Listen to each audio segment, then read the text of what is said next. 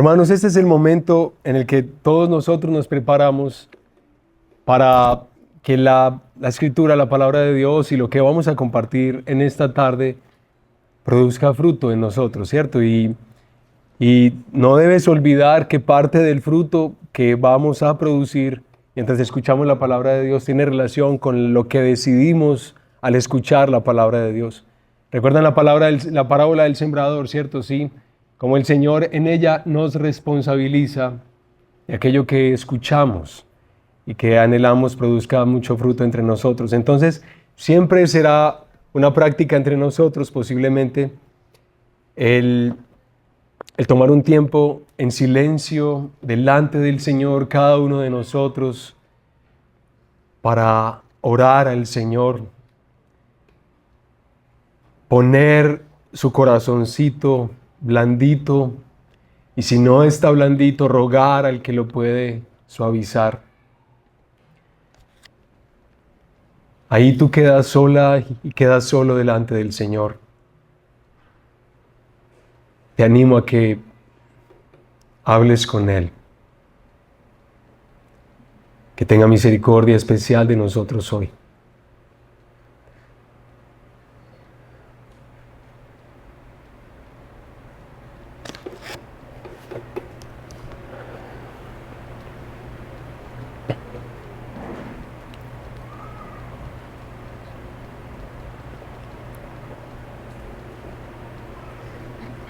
Padre nuestro que estás en el cielo, gracias queremos darte a ti por este tiempo precioso. Nos das la oportunidad, Señor, de disfrutar del tesoro de la iglesia, de tu presencia entre nosotros. Pero, Señor, queremos que nuestra mente siga siendo transformada. Anhelamos que nuestro corazón sea, Señor, renovado. Y caminar por este mundo en todas las vocaciones a las que nos has llamado. Caminar con esperanza. Caminar con fe. Y decirle a este mundo por qué es que tenemos confianza. ¿Por qué es que nosotros pensamos en el futuro y podemos sonreír? No temer. Que nosotros pensamos en nuestros hijos o en nuestras familias y no solo nos estremecemos, sino que confiamos también. Padre, que hoy tu nombre sea muy glorificado entre nosotros. Y gracias te damos por este tiempo. En el nombre de Jesús. Amén. Amén. Hermanos, les cuento, una de las cosas que para mí ha sido más difícil, las cosas más difíciles de ser pastor, es escuchar las historias de la iglesia. Lo que tienen para contar, lo que tienen para decir o lo que están padeciendo en el momento. Eso es difícil, un poquito difícil. Y algo que me ha parecido muy característico en el Redil Laureles y antes en el Redil Poblado, y con el poco tiempo que llevamos aquí en Redil América, es nuestras familias siempre hacen parte de esas oraciones, de esas súplicas que hacemos al Señor, ¿no? Nuestras familias, nuestros hijos, nuestros padres, porque es tremendamente desafiante ver lo que hacen, lo que deciden, lo que está pasando. Y nosotros conservar nuestra fe en el Señor Jesucristo. Además, nosotros vemos nuestro mundo quebrantadito en ese sentido y vemos que fuerzas internacionales y fuerzas con mucho poder económico pareciera que pretendieran afectar las familias, la configuración típica de la familia y todas estas cosas. Y nosotros, como cristianos, a veces nos unimos a ese sentido de desesperanza o de desesperación, de temor, y nos olvidamos de la clase de Señor que tenemos, del Dios de toda gracia, que ha tenido compasión en el pasado y que no ha olvidado tener compasión también hoy, para nuestras familias también. Entonces, como nosotros que somos la iglesia necesitamos esparcir esperanza en esta ciudad y en los barrios a los que el Señor nos ha llamado a vivir, hoy vamos a meditar en la primera o la segunda reflexión de esta serie que hemos titulado Historias de Gracia.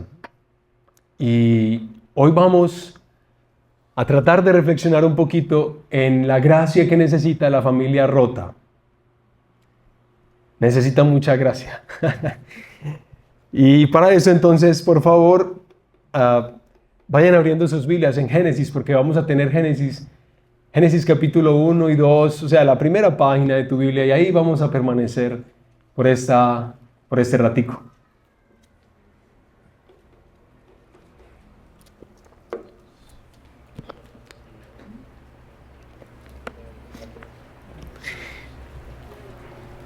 Lo que quisiera, en primer lugar, porque tal vez puede ser que aquí, esta tarde, haya alguien que nunca haya leído Génesis 1, 2 y 3.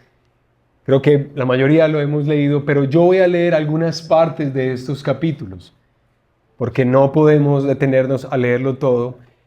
Pero lo primero, en lo que quiero que pensemos, es en lo siguiente, es la familia en la que todos necesitamos nacer.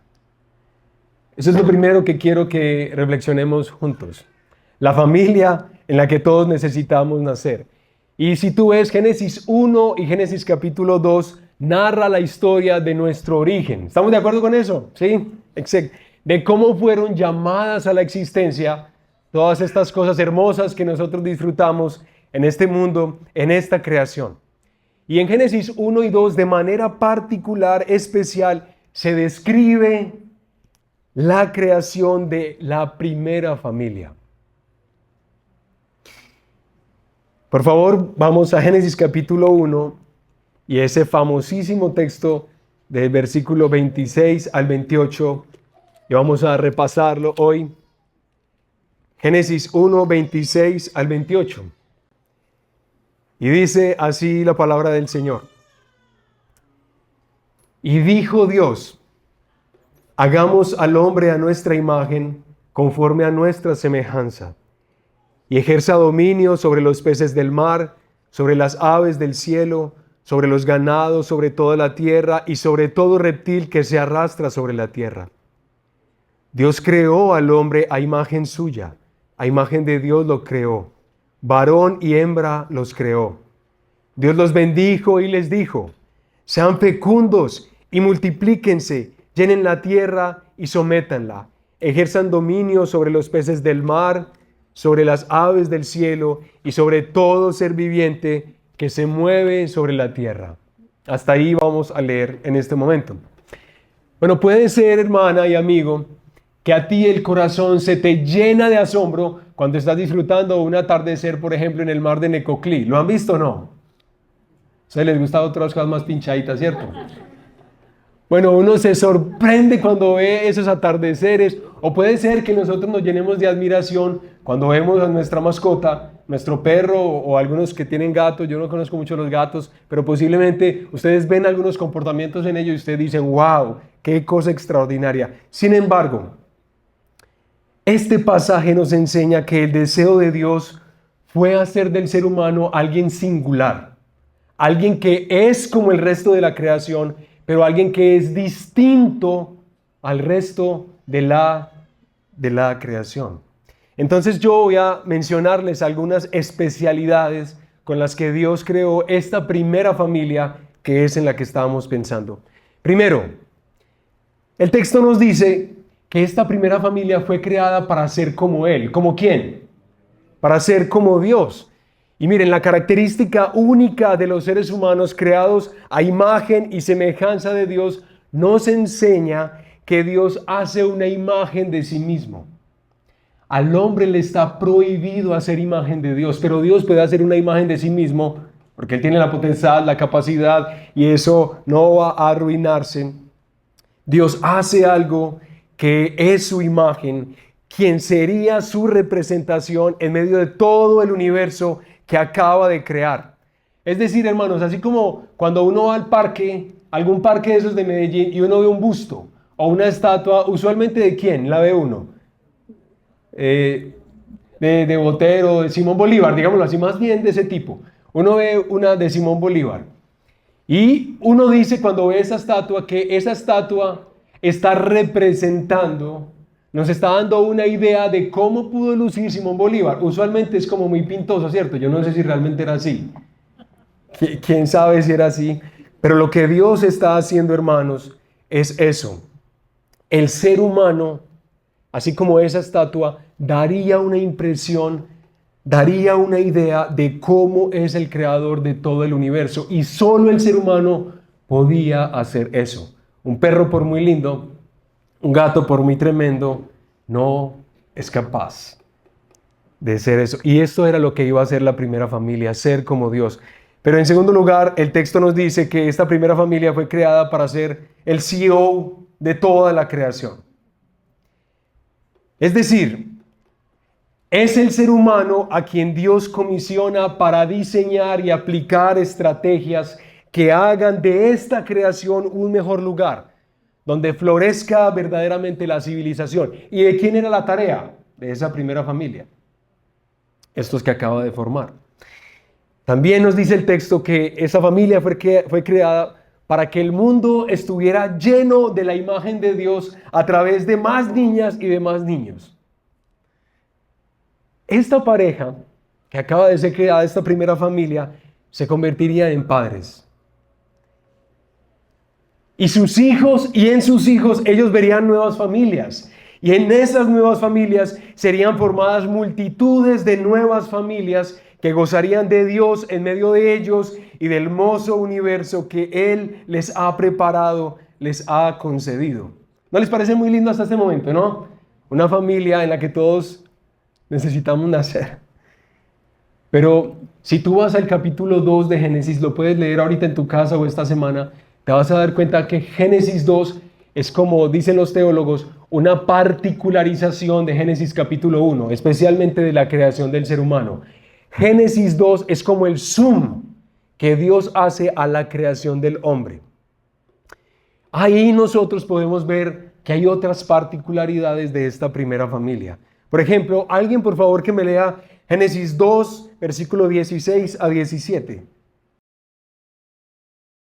Y el Señor Dios ordenó al hombre: de todo árbol del huerto podrás comer, pero del árbol del conocimiento del bien y del mal no comerás, porque el día que de él comas, ciertamente morirás.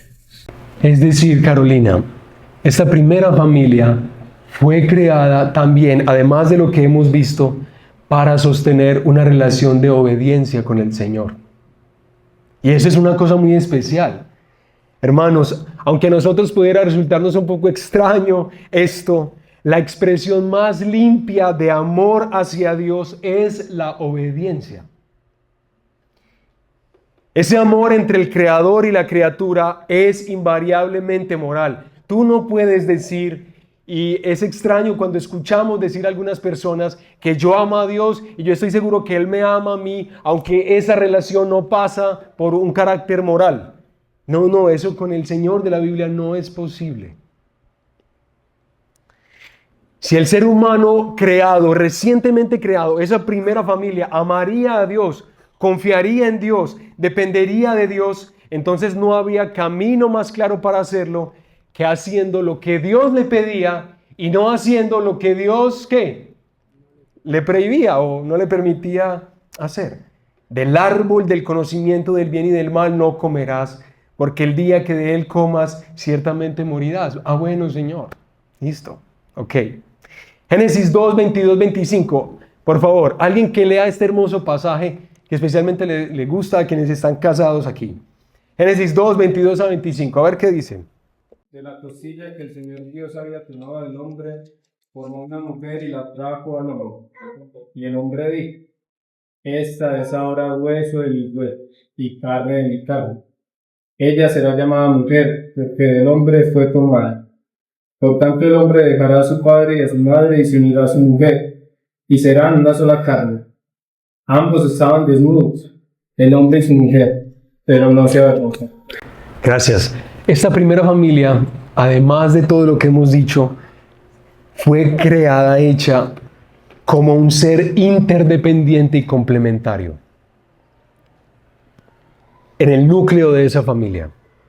Miren, después de llevar a Adán al jardín, con todo lo bello que ha quedado ese extraordinario jardín y todo lo bueno que él ofrece en diversidad animal y vegetal, no hay nada en la creación recientemente hecha que sea íntimamente apropiado para él.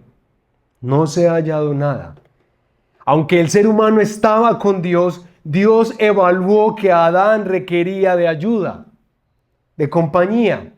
Entonces así es como el Señor se pone los guantes de cirujano, ¿cierto?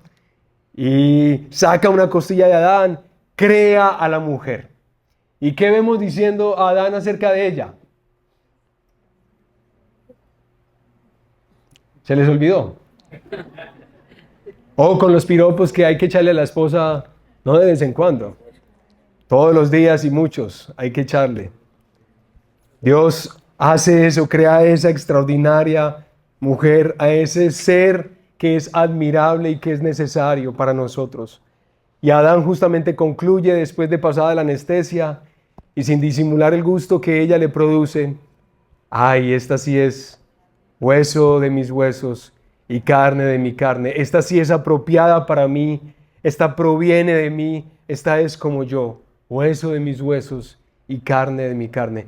Miren cómo lo dice ese comentarista bíblico antiguo Matthew Henry, como dice acerca de la creación de la mujer. Eva no fue creada de la cabeza del hombre para dominarlo. En serio. Eva no fue creada de los pies del hombre para ser pisoteada. En serio. Eva fue creada del costado del hombre para ser su igual. Fue creada de debajo de su brazo para ser protegida. Fue creada cerca de su corazón para ser amada. Qué bonito, ¿no? ¿Cierto? Y ahí está este hombre feliz. Por fin me llegó la que tanto quería. Y allí está esta primera familia. Estos dos jóvenes llenos de expectativas, de ilusiones, sosteniendo relaciones armónicas en un mundo preparado para su bien. Y aquí, en este punto, arranca nuestra historia familiar. ¿Tú sabías que arrancó ahí? No te imagines que arrancó con tus papás, ni con tus abuelos, ni con tus tatarabuelos. Todos nosotros provenimos de esta primera familia. Ellos son nuestros primeros padres. Y ahí arranca nuestra historia. Inicia con una familia que no solo es ideal, sino que, yo no sé si tú logras intuir eso, pero es como que es la familia en la que hubiera querido nacer, ¿no? Como que es la familia que qué rico haber estado ahí y haber participado de esas relaciones entre padres, relaciones armónicas. Bueno, pero la verdad, hermanos, es que la pregunta que levantamos, que algunos podrían levantar es, bueno, ¿por qué no fue esta familia la que a mí me tocó? ¿Por qué no fue esa? Entonces ahí es donde tenemos que movernos a esta otra segunda parte de esta historia. Y es cuando esta familia en la que todos debimos haber nacido se convierte en la familia rota, en la familia quebrantada. Ahí sí vamos a leer Génesis capítulo 3, versículo 1 al 7. Texto famosísimo también, pero vital para nosotros. La serpiente era más astuta que cualquiera de los animales del campo que el Señor Dios había hecho. Y dijo a la mujer, ¿con que Dios les ha dicho, no comerán de ningún árbol del huerto? La mujer respondió a la serpiente, del fruto de los árboles del huerto podemos comer, pero del fruto del árbol que está en medio del huerto, Dios ha dicho, no comerán de él, ni lo tocarán, para que no mueran. Y la serpiente dijo a la mujer, ciertamente no morirán, porque Dios sabe que el día que de él coman, se les abrirán los ojos y ustedes serán como Dios, conociendo el bien y el mal. Cuando la mujer vio que el árbol era bueno para comer y que era agradable a los ojos y que el árbol era deseable para alcanzar sabiduría, tomó de su fruto y comió. También dio a su marido que estaba con ella, ¿y qué hizo? Comió. Entonces fueron abiertos los ojos de ambos y conocieron que estaban desnudos y cosieron hojas de higuera y se hicieron delantales. Bueno, en la historia de esta familia, de nuestros primeros padres, hermanos, en la que hubo una belleza original que es difícil de imaginar para nosotros, esa es la verdad. ¿Hace su aparición quién? Hace su aparición, así es, el tentador. Apareció Satanás, y lo que yo quiero es que tratemos de imaginar. Yo voy a lo largo de todos los años que yo tenga comunión con ustedes, les voy a invitar a pensar a imaginar muchas escenas en la Biblia, pero tratar de imaginar aquel momento fatídico, sí, este encuentro. Y entonces Satanás se acerca a Eva y le dice: Eva, qué bueno es todo a tu alrededor. ¡Wow! ¡Qué espectáculo en el que te han puesto, mujer! Yo te voy a decir algo, Eva. Tú quisieras vivir una mejor vida. Tú quieres hacerte una gran historia. ¿A quién no le gusta esa preguntita? ¿Cierto? Quieres hacer que tu historia no solamente sea una historia, sino que sea una gran historia. Quieres tener un gran nombre, Eva. Entonces te voy a decir cómo. Pero antes de decírtelo, déjame aclararte algunas cositas acerca del Señor, de Dios, y después de aclaradas te voy a decir lo que debes hacer para construirte esa gran historia. Primerito, lo primero que te digo, Dios te miente al decir que morirás. Todos escuchamos eso cuando leemos Génesis 3, ¿bien? ¿Sí? Dios te miente al decir que morirás. Además de eso, Dios es mezquino. ¿Por qué no te revela todas las cosas? ¿Por qué Él te guarda secretos? ¿Por qué Él no te dice todo lo que tú deberías saber? Eva, Dios es egoísta. Hay una cuñita nomás para que sepas un poquito de Él. Apenas está recién llegadita, yo ya tengo algún tiempo más. Eva, además, Dios no es bueno. ¿Por qué Dios va a prohibirte que conozcas el bien y el mal? ¿Por qué Dios no te da el derecho de conocer eso que es algo bueno para ti, Eva? Pues Dios no es bueno, así es Él. Y ahora, Eva, después de aclaradas las cosas con respecto a Él, te voy a decir algo de cómo construyes una tremenda historia, cómo construyes una gran vida en este espectacular lugar en el que te han puesto. ¿Cómo es? Sencillo, Eva, saca a Dios de tu historia. Sácalo. Saca a Dios de tu historia y come del fruto. Come del fruto que además mira que es bueno, Eva. ¿Y qué hace Eva? Pues efectivamente, Eva come del fruto, le ofrece a su esposo, este acepta y a partir de ahí, de este justo momento, inicia la vergonzosa caída de nuestros primeros padres, de esta primera familia.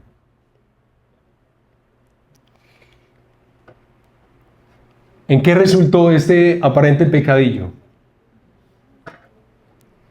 Resultó, como Eva mismo lo dijo, en una verdadera estafa. Sí se recibió algo del ofertado por Satanás, pero de ninguna manera era lo que él había descrito. ¿Serán como Dios? ¿Serán como Dios? Pero es que, hermanos, lo paradójico es que Dios mismo ya había querido, los había creado para que ellos fueran como Él. ¿O no? ¿No es lo que acabo de decir? Sí, pero no en una relación de rivalidad o de usurpación. No iba a ser así, de otra manera. ¿Cómo, hermanos, es posible que la estatua de Simón Bolívar creyó posible poseer la vitalidad, el encanto y el carácter de aquel a quien representaba? Eso no es posible. Pero nosotros pensamos que sí es posible. Que podemos ser Dios en ese sentido. Pero eso es una imposibilidad. Ahora nuestros primeros padres, esta primera familia, así como nosotros, afectados por el pecado, aspiran a ser más que estatuas, más que representantes de Dios, y aspiramos a algo más todos los días de nuestra vida. Todos los días de nuestra vida, el género humano se despierta para pretender ocupar ese lugar, para querer ser Dios, no como Él lo quiso, como se lo propuso Satanás. Pero la verdad, la queja de este mundo, ¿saben cuál es? Qué rabia desear esto, esta aspiración que tenemos a ser como Dios y al mismo tiempo estar en el mundo que solamente responde a Dios. Qué chocante que nosotros no tengamos más facultades, más poderes para mostrarnos como queremos mostrarnos. Qué rabia estar en este mundo que solo responde a su Creador. Bueno, esa es la queja de nuestro corazón caído, hermanos, pero la preguntita que empezamos a hacer aquí ya en más confianza entre nosotros es, ¿tú te imaginas en qué podría resultar una familia en la que sus miembros, todos ellos, quieren ser Dios? ¡Ay, Señor! En la forma propuesta por Satanás y no en la deseada por el Señor. ¿En qué puede resultar una familia así?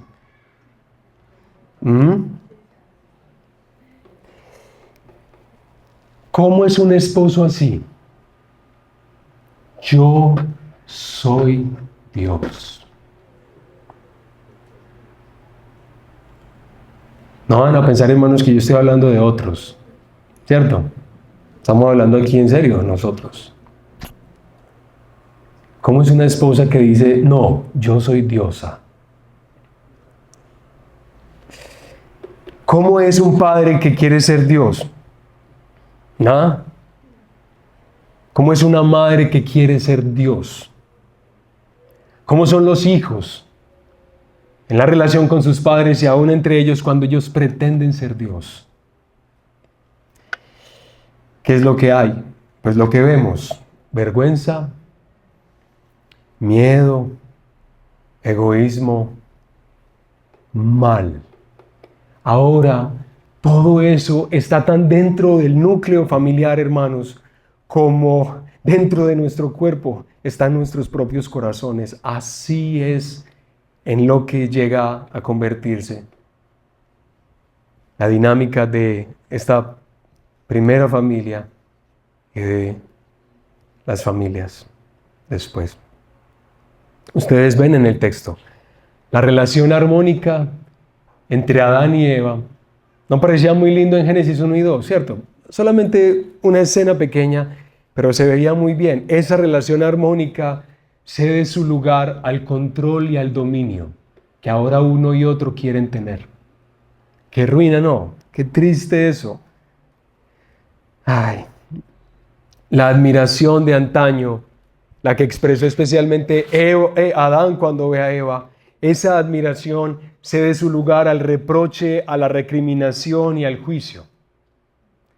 Y para rematar, con la nota más lúgubre de todas. A mí esto, yo sé que nosotros nos acostumbramos a leer Génesis 3 y lo que sigue de ahí y nos parece más o menos familiar, no nos sorprendemos, pero la verdad es que la nota más lúgubre de todas estas, hermanos, es que estos padres, nuestros primeros padres, empiezan a ser testigos de las elecciones de sus propios hijos.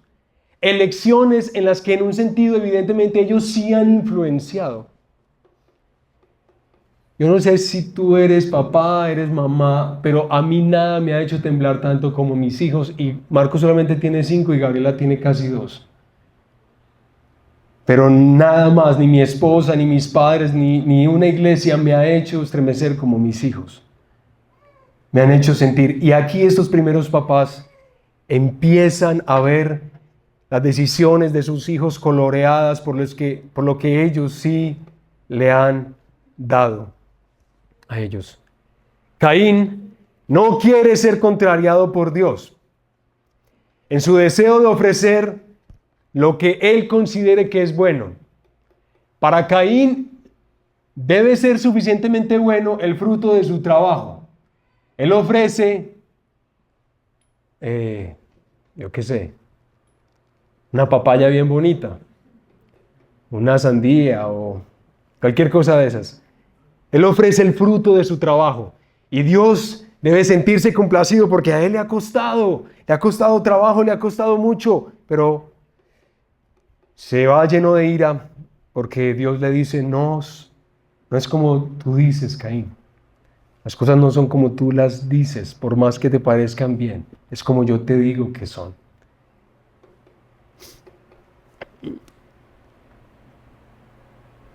Esta es la resolución de Caín de ser Dios. ¿Qué es lo que hace? Después de enojarse tanto con Dios y de ver a su hermano, en un sentido, triunfando delante de Dios, lo que Caín hace con su hermano es matarlo. Y ay, Señor mío, hermanos, que esto no se nos vuelva paisaje. Esta familia nunca había visto el que hubo, nunca había estado en las redes sociales o en WhatsApp, esos videos que se vuelven tendencia, que son horribles. Esta primera familia no ha visto nada de eso. Y son testigos de cómo el primogénito asesina al menor. Como que Marcos matara a Gabriela. Estamos hablando de cosas pesadas. Qué tristeza esto que ha ocurrido. Yo creo que decir que esta familia es disfuncional es lo menos que se podría decir. Y Adán y Eva tienen que ver con terror que si era verdadera la advertencia que Dios les hizo. Su desobediencia sí trajo la muerte a este mundo. Adán y Eva, nuestros primeros padres, no solo están de luto, de duelo, porque ven a su hijo más pequeño morir, sino que también ven cómo su hijo mayor es desterrado. Doble pérdida para esta primera familia. Bueno, qué verdadera tristeza en lo que se convierte esta familia en una familia rota. Yo en lo personal creo, no solo en lo personal, yo creo que todos nosotros deberíamos empezar a entender algo de este tipo. Es completamente justo que Dios no hiciera nada por esta familia. Otra vez, nos habituamos a leer cosas en la Biblia que no deberíamos darlas por sentado. Dios no tiene ninguna obligación de por qué hacer algo por esta familia quebrada, rota. Dios más bien podría simplemente entregarlos a sus deseos, a lo que ellos quieren. Eso es lo que quieren, está bien, háganlo. O simplemente, fulminantemente, ¿qué? Morir. Y ya no más. Pero la historia de esta familia, de esta primera familia, no va a terminar aquí. Dios no la va a entregar a sus deseos. Yo me imagino a Satanás diciendo, lleno de jactancia, le arruiné el plan a Dios. Se lo arruiné. De la misma manera en que muchos se condenaron conmigo cuando yo me rebelé contra él, así mismo esta primera familia está condenada. Se rebelaron contra Dios y eso no tiene perdón. Ellos ya lo habían experimentado. Para los ángeles caídos no hubo un redentor. Rebelarse contra Dios no tiene perdón. Entonces imagínense las carcajadas que hubo ese día memorable en el infierno. Le arruiné el plan a Dios. Sin embargo, Dios no ha terminado ahí. Dios va a transformar la historia de esta primera familia con el poder de su gracia. Eso es lo que Él hace, es lo que Él hizo y lo que sigue haciendo. Entonces, nos movemos a este tercer momento de esta historia, y es cuando Dios cambia la historia familiar. El Dios que cambia la historia familiar. Por favor, miren en Génesis solamente un versiculito. Si tú no conoces este versículo o no lo has memorizado, te animo a que lo hagas. Dice Génesis 3, capítulo 15. Pondré enemistad entre tú y la mujer, entre tu simiente y su simiente. Él te herirá en la cabeza y tú le herirás en el talón. Hemos escuchado ese texto, ¿no? Gracias a Dios por eso. Recuerden que Dios llama a Adán. Bueno, y ahí nuestra familia, nuestros primeros papás evidencian por qué es que ya hubo una decisión en su ser. Ya ellos no son lo que Dios había hecho hace unos capítulos atrás. Esta familia está quebrantada y Dios entonces empieza su juicio y su sentencia, especialmente y en primer lugar contra Satanás, ¿de acuerdo? Contra la serpiente. Ahí la está maldiciendo el Señor.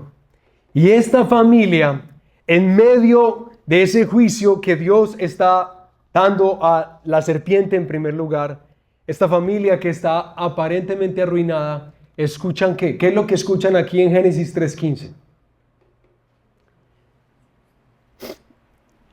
Esta familia escucha por primera vez, y toda esta creación entera por primera vez escucha el Evangelio.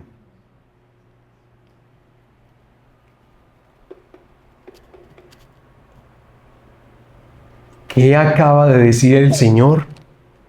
Pondré enemistad entre tú y la mujer, le está diciendo a la serpiente, y entre tu simiente y su simiente. Él te herirá en la cabeza y tú lo herirás en el talón. Adán y Eva pudieron preguntarse, ¿qué fue lo que escuchamos? Pero, ¿cómo así? ¿Qué es lo que Dios está diciendo? Sería que si escuchamos bien, lo que Dios está diciendo aquí en Génesis 3:15 es que a través de la mujer y a través de sus futuros hijos, Dios entraría en colisión con Satanás. A ver, a través de la familia que Satanás pretendió arruinar, Dios mismo destruiría sus obras. ¿Sí me vamos a entender? Es decir, Satanás quiso poner en enemistad a Dios y al hombre, y Dios le da la vuelta al asunto. ¿Y qué es lo que hace? Crea una enemistad entre el hombre, entre la mujer, entre esta primera familia y Satanás. Pero ¿qué es lo que está pasando acá? ¿Por qué Dios está haciendo estas cosas? Lo que nosotros usualmente como buenos religiosos podríamos decir es, no. Dios debería sentirse defraudado más bien de esta familia, y Dios, ¿cómo va a usar esta familia en su proyecto de redención si esta familia no es confiable? A esta familia se le puso en las mejores condiciones posibles y dándosele lo mejor, aún en un sentido como con un estado de inocencia original, y estos hacen lo que pasa, lo que estamos viendo. Yo, ¿cómo voy a confiarles a ellos mis propósitos redentores en esta creación, en este mundo? No, la familia no sirvió, el ser humano no sirvió. Yo mejor voy a traer un angelito, los angelitos muy queridos que tengo por allá arriba, y ellos van a encargarse de organizar esta ruina que ustedes hicieron. No es así. No es así. Esta familia rota sería usada por Dios para romper el poder que Satanás tendría sobre el mundo. Es la misma familia. Estos padres no verían en toda su descendencia la rebelión contra Dios. Es lo que se les está asegurando. Habrá hijos, habrá nietos, habrá tataranietos que invocarán al Señor. Nosotros podemos intuir que Adán y Eva empezaron a coger la idea. Empezaron a entender lo que Dios les estaba anunciando aquí en Génesis 3:15. ¿Cómo es que nosotros podemos ver eso? Por ejemplo, en el caso de Adán, él llama a su esposa, ¿cómo la llama? Muy bien. ¿Y qué significa madre de todos los vivientes? Bueno, Eva, tú dices Eva, estás diciendo madre de todos los vivientes, o dices madre de todos los vivientes, bueno, en fin. Después de que Adán escucha esto, Él nombra a su esposa y le llama madre de todos los vivientes. Y si uno no está entendiendo lo que Dios acaba de decir en Génesis 3:15, uno podría entender que eso, bautizar de esa forma, nombrar de esa forma a Eva, pareciera más bien una respuesta de rebelión contra el Señor. Pero al poner a Eva por ese nombre, más bien se está afirmando de que Dios seguiría dando vida a través de ella y a través de ellos por muchas generaciones más. Y eso en un sentido tiene sorprendido a Adán. Pero en el caso de Eva, cuando nace su tercer hijo, ¿saben ella cómo le llama? Set. Así es. Ustedes pueden ver eso en capítulo 4, versículo 25. Set. ¿Cómo les parece, hermanas y hermanos, que Set, el nombre Set, está asociado al verbo que se menciona ahí en Génesis 3:15, cuando dicen pondré o estableceré enemistad? Lo que está haciendo Eva es evocar esa promesa y bautizar a su hijo, a su nuevo hijo, al que Dios le ha traído y le ha dado esa promesa que Dios acaba de asegurar. Por la gracia de Dios, en este muchacho se daría inicio a una larga simiente que se opondría a las obras del diablo y que finalmente lo destruiría. Yo no sé si tú eres mamá o papá y tú, lo que pasa es que puede ser que aquí hayan familias muy queridas, muy buenas gentes, ¿cierto? O que vengas de familias muy queridas y muy buenas gentes y tal vez entender esto no resulte tan familiar, o puede ser que sí lo sea. Pero tú te imaginas que tú piensas en tu historia familiar y tú lo único que ves es miseria ahí. Tú lo único que ves es dolor. Y Dios te muestra por su gracia que lo peor de tu familia se convierte en el medio, la razón que Dios va a usar, va a emplear para bendecirte, para ayudarte, para restaurarte. Yo arruiné todas las cosas.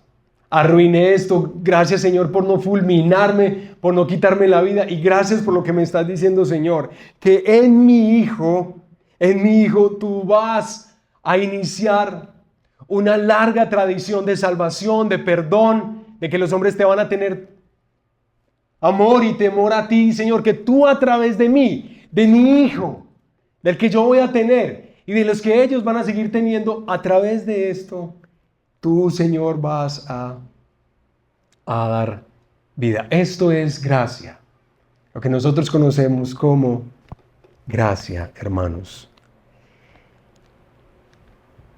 Como lo dije, por la gracia de Dios, en este muchacho, en Set, se daría inicio a una larga simiente que se opondría a las obras del diablo y finalmente lo destruiría. Es extraordinario. Eso corresponde, ustedes saben, al aplastamiento de la cabeza del diablo. Sin embargo, se dice que el diablo mordería el talón o heriría a ese hijo de la mujer y lo heriría en esa batalla que se libraría. Hermanos, ahora nosotros entendemos un poquitico mejor porque es que para Lucas es tan importante. ¿Saben quién es Lucas, cierto? Para Lucas, el evangelista, es tan importante en su genealogía vincular al precioso, a nuestro Señor Jesucristo, con Set y con Adán.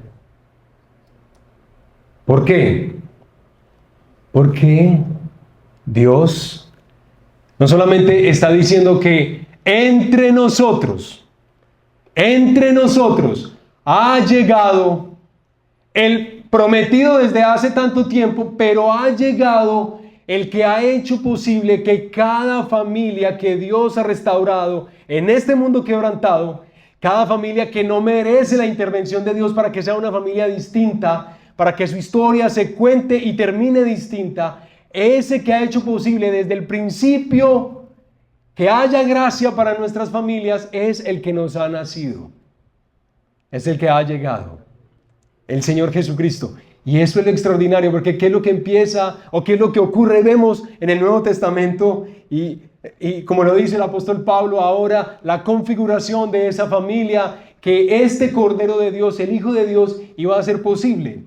¿Cómo es posible que entonces ahora los esposos iban a amar a sus esposas? ¿Cómo es que las esposas iban a someterse a sus esposos?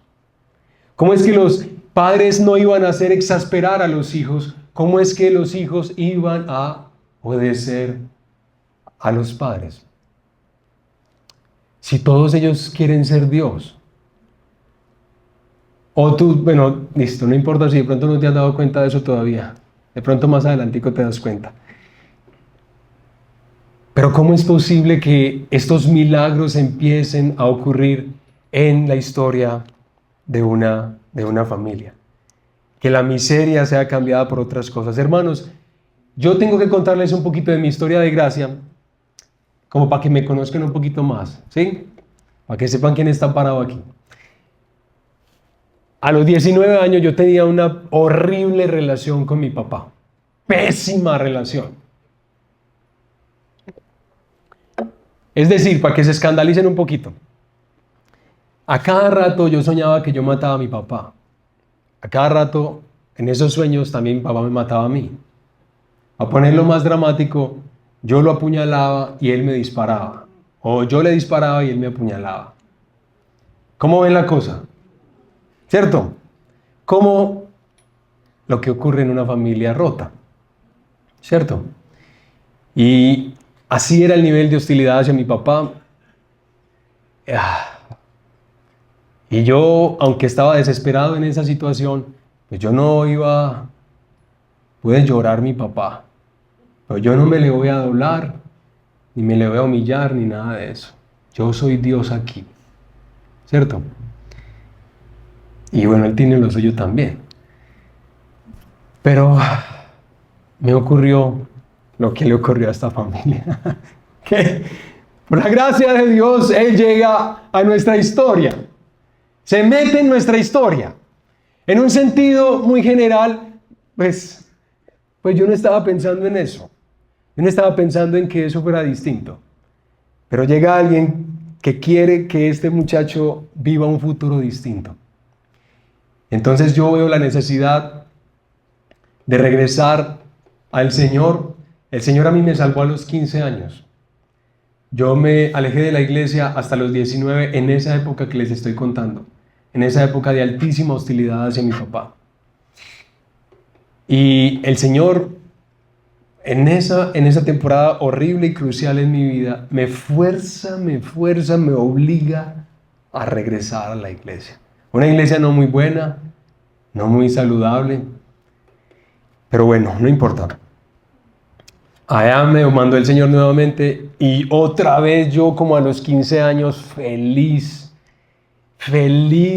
que Dios me esté dando lo que yo no merezco y la experiencia del nuevo nacimiento que yo recordaba hace tantos años atrás y la comunión de Dios, cosas que yo no merezco que Dios traía a mi vida y esa compasión y esa gracia. Yo estaba feliz y yo estaba tan feliz que le estaba diciendo a todos mis amigos que corrieran a Jesucristo, que lo necesitábamos a Él, que nuestras familias estaban mal, nuestras historias estaban mal, nuestros cuerpos estaban mal, estábamos haciendo cosas horribles, pero que Él podía hacer algo y en fin, hasta que, ¿cómo les parece?